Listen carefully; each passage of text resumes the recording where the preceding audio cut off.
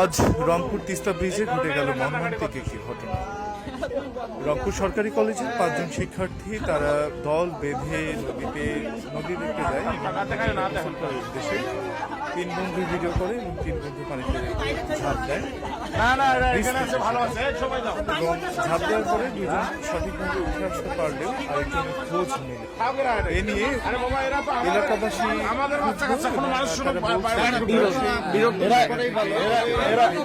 এদের মতো বড় আমাদের বাচ্চা কাচ্চার মতো বল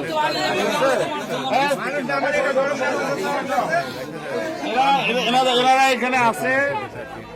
একটা চেয়ার দাও বাবা, 5টা চেয়ার দাও তো বাচ্চাদের। আপনার পরিচয়টা জানতো একটু? আমি এখানকার চেয়ারম্যান। আচ্ছা আচ্ছা। মায়ের সবাই একটু বাইরে যান। ভাইয়ের নাম? ভাইয়ের নাম হাদি ভাই।